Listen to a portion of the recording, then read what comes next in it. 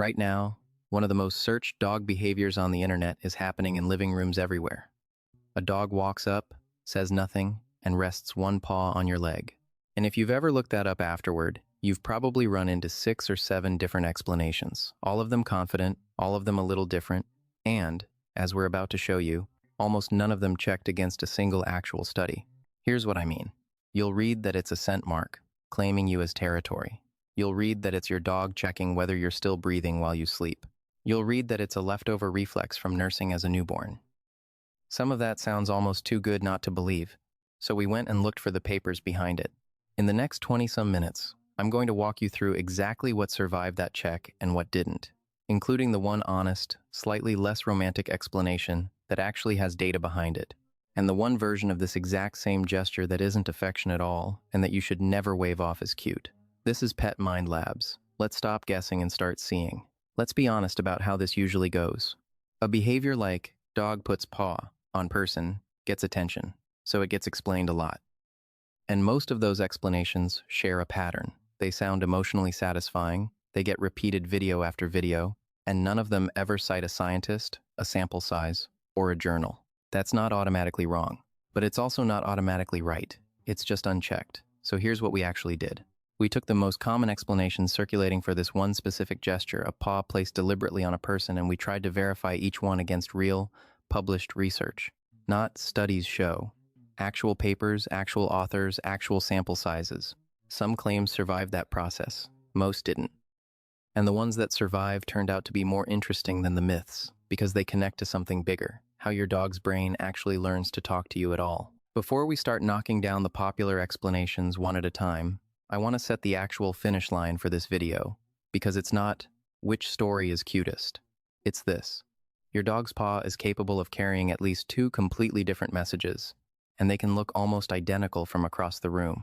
One of them is a habit your dog built with you, one small, reinforced moment at a time. The other is a stress signal, something we have real, measured data on, and something almost nobody talks about because it's not a warm story. By the end, you'll be able to tell which one you're looking at. Let's go through the popular versions first. The first explanation you'll hear is the most flattering one. Your dog is choosing the gentlest option on purpose, a quiet, controlled gesture instead of barking or jumping, because it has, quote, studied your personality and picked the approach that works best on you specifically. It's framed as emotional restraint, a kind of quiet intelligence. Here's the honest problem with that story. It's stated as a fact about your dog's inner reasoning, with no author, no study, and no sample size attached anywhere we could find. That doesn't make it impossible. Dogs are absolutely capable of learning what gets a response from a specific person. We're going to get to real evidence for that in a minute. But your dog secretly studied your personality and picked strategy is a story about intention, and stories about intention are exactly the kind of claim that needs a citation, not a feeling. We looked. There isn't one behind this specific version. And notice the sleight of hand in how that story gets told. It usually opens with something true and uncontroversial. Dogs are capable of barking, jumping, or spinning to get attention, and plenty do, and then jump straight to, so when your dog chooses not to do those things, that's a conscious, calculated decision. That jump is the whole trick. The fact that a dog could escalate and doesn't, on any given afternoon, could just as easily mean it's tired, or it's already learned the paw works fine on its own, or it simply never needed to escalate in the first place. Didn't do the loud thing is not evidence of deliberately chose the quiet thing for strategic reasons. It's a gap in the data being filled in with a compliment. Compliments feel great. They're still not a finding. This next one is the one that made us stop and actually dig, because it sounds so scientific. Dogs have scent glands in their paw pads, and when a paw presses against your skin, you're being marked claimed, in scent, in front of the world. Part of that is true. Dogs really do have scent-producing glands concentrated in the skin of their paw pads. That part checks out. But here's where the story runs past the actual research. A 2020 study out of the University of Southeastern Norway, published in Scientific Reports, actually tested what dogs do with that pedal scent. The researchers swabbed scent from dogs' hind paws and had 48 dog sniff samples from a same-sex dog, an opposite-sex dog, and a control measuring how long they sniffed and which nostril they favored. What they found is that dogs do sniff and respond differently to another dog's pedal scent versus a control sample, so the scent itself carries some information, dog to dog, usually left on the ground through scratching after they go to the bathroom. Whether that information reliably signals sex is actually softer than it sounds, the researchers themselves said the extent to which dogs use it to tell male from female remains unclear. That is the actual, verified scope of the research. Dogs notice and respond to pedal scent from other dogs. Nowhere in that study, or in any study we could locate, is there any test of what happens when a paw touches a person's skin, or any finding that this functions as a territorial claim over a human being. The paw glands detail is real. The leap to marking you as territory is not something anyone has tested. It's a real fact. Stretched over a story it was never designed to support. The third story is the one that tends to hit hardest emotionally. Your dog wakes you up with a paw to the face because it's monitoring your breathing, checking that you're still alive, worried something changed while you were still. We want this one to be true too. But we could not find a single published study that tested this specific claim. Dogs monitoring human breathing patterns during sleep and pawing in response to a change. What we did find is real, adjacent science. Dogs are documented to be extraordinarily sensitive to human scent and physiological changes in other, tested contexts. This is the same sensitivity behind medical alert and seizure response dogs, which is real and separately documented. But extraordinarily sensitive to human physiology, in general, in other trained contexts, is not the same claim as checks your breathing at night, and that's why it paws you. And turning one into the other is exactly the kind of substitution that made us start this whole video, unverified. We're not repeating it as fact. Story number 4 reaches all the way back to birth. Newborn puppies make a rhythmic kneading motion with their front paws while nursing. And the claim is that this becomes a permanent, hardwired association paw pressure equals safety that resurfaces for the rest of the dog's life whenever it touches someone it loves. The first half of that is genuinely documented in veterinary behavior references. Very young puppies do make a rhythmic forelimb kneading motion while nursing, and it fades out within the first few weeks of life. That part is real developmental biology. What we could not find anywhere is a study that actually traces a line from that newborn reflex to an adult dog's decision to place a paw on a person's arm years later. It's a genuinely appealing idea. It is also, as far as we can verify, nobody's tested finding. It's a bridge the internet built on its own, between two real islands. The fifth story is about timing. Your dog feels you starting to leave a shift in weight, a change in breathing before you've consciously decided to stand up, and places a paw on you as if to say, stay. Dogs really are well-documented readers of human body language in general, that much has real research behind it in other contexts, like following pointing gestures and gaze.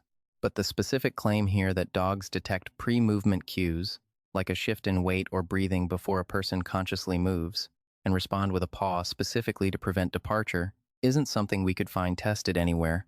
It's plausible. Dogs notice a lot. But plausible isn't the same as measured, and we're not going to hand you a specific mechanism nobody has actually demonstrated. There's actually a simpler verified explanation sitting right next to this one, and it doesn't need any mind reading at all. Dogs learn ordinary situational cues, the boring way, through repetition. If your dog has watched you stand up from this exact couch 1,000 times, right before you leave for work or right before its walk ends, it doesn't need to detect a subtle shift in your breathing. It just needs to recognize the room, the time of day, the fact that your phone is now in your hand. That's pattern recognition built from repetition, and it's a far less mysterious skill than reading your body before you know it yourself. It's also one we can actually support with evidence, which is more than the original claim can say. And the last story is the biggest one. Lifting a paw off the ground makes a dog less balanced, less ready to run, so choosing to rest that paw on you, the story goes, means your dog is consciously trading survival readiness for closeness. Proof, supposedly, that it would risk everything for you. This is the most dramatic version, and it's also the easiest one to catch, because you don't need a study to test it, you just need arithmetic. A dog standing with one paw resting on a calm, seated person's leg is not in a survival-critical stance in any meaningful sense. Dogs rest on 3 legs constantly while sleeping, scratching, and greeting, without anyone calling it a brave sacrifice. Framing an ordinary resting posture as an act of heroic vulnerability is a storytelling move, not a finding. We're not carrying this one forward either. 6 popular stories. 1 partial truth about scent glands that was stretched past what any study tested, and 5 explanations we could not verify at all. That might feel like a letdown. It shouldn't. Because when you clear away the stories that were never tested, there's real research left standing, and it explains something more useful than any of the myths did. how the paw got there in the first place, and why your dog keeps doing it. It's worth pausing on why this exercise matters beyond just this one gesture. Every one of those 6 myths followed the same shape. Take something true and interesting: scent glands exist. Dogs are sensitive to us. Newborn puppies need while nursing. Dogs read body language, and staple an unproven, emotionally satisfying conclusion onto the end of it. That shape is exactly how misinformation about animal behavior spreads fastest, because the true half makes the false half feel earned. Once you notice that pattern here, you'll start noticing it in almost every 10 things your dog is secretly telling you video you scroll past. The fix isn't cynicism. It's just asking, every time, what's the actual study behind this specific sentence? Here's a fact that's almost too simple to feel like an answer, but it's the honest engine behind a lot of paw behavior. Dogs learn, through ordinary trial and error, which of their own actions make you respond. This is called operant learning, and it isn't a theory unique to dogs. It's one of the best tested principles in all of behavioral science. Apply it here, and the paw stops needing a mystical explanation. At some point, your dog rested a paw on you, maybe by accident, maybe while stretching, maybe while asking for attention some other way, and a paw just landed there and you responded. Maybe you looked over, maybe you laughed, maybe you scratched its head. From your dog's side, something worked. Do that enough times, and the paw stops being an accident and starts being a tool. We actually have direct research on whether your attention functions as a genuine reward for a dog's behavior, and it does, though maybe not as strongly as you'd hope. A study published in 2012 in the Journal of the Experimental Analysis of Behavior directly compared brief social interaction from a person against a small piece of food as a reward for dogs and, separately, hand-raised wolves. Across the board, social interaction alone was a real, functioning reinforcer. It just wasn't as powerful as food. A follow-up in 2023, in the same journal, tested this more precisely with 8 dogs. Even short bursts of petting, as brief as 30 seconds, or even 4 seconds, produced more of the target behavior than getting nothing at all. Attention and touch work as a reward. Not the strongest reward on the menu, but a real one, measured directly. Put those two together, and you get the actual mechanism, minus the mysticism. Your dog tried something, you reacted, and that reaction, your attention, your voice, your hand moving toward it was rewarding enough, often enough, to make the paw stick around as a habit. That's not a lesser explanation than it studied your personality. It's the same outcome, described honestly, with a receipt attached.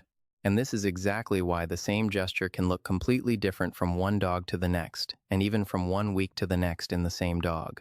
Learning is personal. If the first few times your dog tried a paw on your knee, you responded with a big warm reaction, you likely reinforced a soft, low-effort version of it. If, instead, the paw only ever worked when it was more insistent, a firmer press, maybe combined with a whine, that's the version that got built instead. Owners often say a dog developed a certain way of asking, as if it emerged out of personality alone. Some of that probably is personality, but a good chunk of it is a straightforward reinforcement history that you were, without meaning to, running the whole time. There's a second layer, and this one's about body chemistry, not decision-making.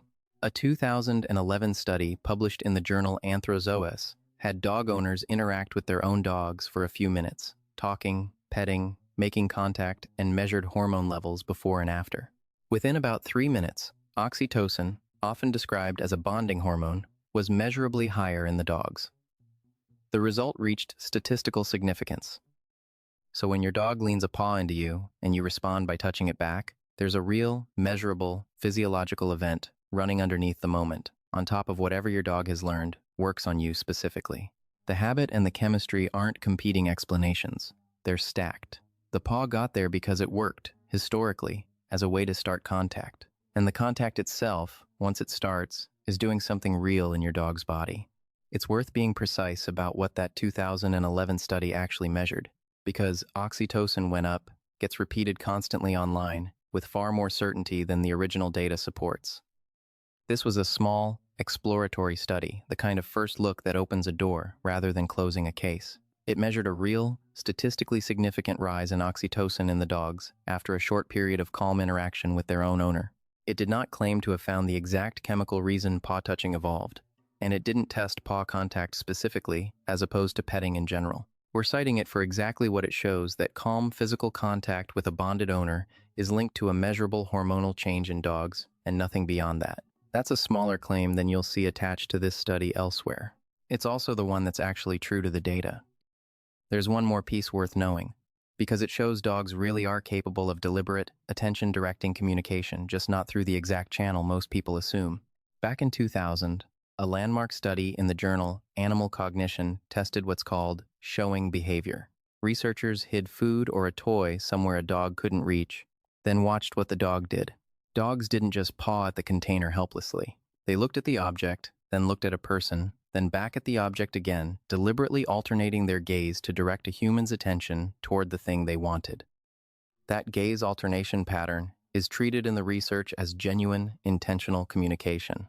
Now, here's the honest caveat, because we're not going to blur this the way the myths did. That original study measured eye contact and vocalizing, not paw contact, on a person. A separate 2017 study, published in Scientific Reports, did track paw behavior during a similar kind of task. But the pawing measured there was dogs pawing at the puzzle box itself, out of persistence, not pawing at a human as a message. So the honest version is this. The capacity for deliberate, attention-directing communication in dogs is real and well documented. Whether a paw placed on a person functions the exact same way as gaze alternation as a specific, named, showing signal has not been directly tested by any study we could verify. It's a reasonable extension of a real finding. It is not, itself, the finding. We're telling you that difference on purpose, because that's the entire point of this video. So here's where this actually lands. Once you strip out everything that didn't survive the check, your dog's paw on your leg is very likely a habit it built with you, specifically one small, reinforced moment at a time, sitting on top of a real chemical reward that touch produces in its body. That's smaller than it studied your soul and chose devotion. It's also true, which the other version isn't. And there's one more thing hiding in the word learned that changes how you should think about this gesture completely. If a paw on you is a learned behavior, then it was learned from how you reacted the first several times it happened, which means the exact same paw on a different day, in a different context, might not be asking for affection at all. It might be asking for something else you taught it to ask for: food, the leash, the door. And that brings us to the part almost nobody covers, because it isn't romantic, and because it flips the entire meaning of this gesture, depending on when you see it. This is also why, just tell me the one true meaning of a paw on the leg, was always the wrong question. It's a bit like asking what a raised hand in a classroom means. Sometimes it means I have a question, sometimes it means let me out, sometimes it means something's wrong. The gesture is a channel, not a message. The message depends entirely on the situation wrapped around it. Every one of the 6 viral explanations we opened with made the same mistake. It picked one message and declared it universal. The honest version has to hold 2, sometimes 3 possibilities at once, and let the context around the gesture decide which one you're looking at. Quick note before we go further, you may have heard, in other places, that a dog resting on you or leaning its weight into you is somehow about dominance, about establishing itself as pack leader. That idea has already been thoroughly retired in real veterinary behavior science. Dominance isn't a personality trait dogs walk around asserting over furniture and laps. We're not spending more time on it here. We've covered that myth in full elsewhere, but it's worth one sentence, so you don't carry it into what comes next. So let's make all of this usable, because it's learned is only half the picture until you know how to read which message is coming through right now. This is the paw with an agenda, and you already know its rhythm even if you never named it. Sharp little taps, eyes flicking between your face and a target, the leash, the food bowl, the door. Picture the classic version. It's 5 in the afternoon, you're on the couch, and your dog is sitting in front of you like a small statue, tapping your knee, then glancing at the kitchen, then back at your face. That's not random. That's a full sentence, built entirely out of consequences you supplied. This is operant learning working exactly as advertised. At some point, this exact move got a response, and your dog is running it again because it works. There's nothing to worry about here. Just know that whatever you do in the 10 seconds after that paw lands, you're teaching your dog something about how reliably it works. Answer it the same way every single time, and you'll build a dog that taps you through every meal. Be a little unpredictable about when it pays off. Reward the calm sit instead, some of the time, and you keep the communication without training a tiny tyrant. This is the paw the myths were trying to describe, minus the mysticism. Loose body, soft eyes, no glancing at objects, no urgency, just contact, often during a quiet moment when nothing is being asked for. This is very likely the reinforced habit plus oxytocin combination we just walked through. a gesture that historically got a warm response, now paired with a real physiological reward every time it happens. You don't need to do anything special here except meet it a calm hand, a soft voice. You're not being marked or claimed. You're being included in a habit that feels good to both of you, for reasons that are now measurable instead of mysterious. And here is the piece of real science, that every one of those 6 viral explanations left out completely, and it matters more than any of them. A 2000 study, published in the journal Animal Welfare, studied 72 dogs living under different long-term housing conditions, some far more restrictive and understimulating than others. The dogs kept in the most austere, understimulating conditions showed a specific pattern when left undisturbed, at baseline, with nothing happening around them, more pacing, more nosing at nothing in particular, and significantly more paw lifting. Read that carefully, because the detail matters. This wasn't a dog reacting to a sudden scare. It was a resting state signal paw lifting that showed up specifically in dogs under chronic, ongoing stress, even when nothing was actively happening to startle them. The researchers explicitly used elevated paw lifting at rest as one marker of enduring, long-term stress. So look at the whole animal, not just the paw. A rhythmic, repeated paw lift with a stiff body in a dog that seems generally tense, withdrawn, or overstimulated in its day-to-day environment, especially if it's a newer pattern, is not the same signal as a relaxed paw resting on your knee during a quiet evening. One is a habit built on reward. The other is closer to a symptom. If you notice the second pattern building over days or weeks, especially alongside other stress signs like pacing, lip licking, or a change in appetite, that's worth a conversation with your veterinarian, not a cute video. Here's the whole read, condensed. Check the body, not just the paw. Loose, soft, no target equals the bond habit. Sharp, glancing at something specific equals the request habit, and you're training it every time you respond. Repetitive, stiff, no clear target, showing up alongside other tension equals, worth paying real attention to, and possibly worth a vet visit if it's a new or growing pattern. 3 completely different messages, and only one of them was ever covered by the videos telling you it's always love. Here's what I want you to take from all of this. We started this video with 6 confident stories, and we're ending it having verified almost none of them. That might sound like this channel just took something warm away from you. It didn't.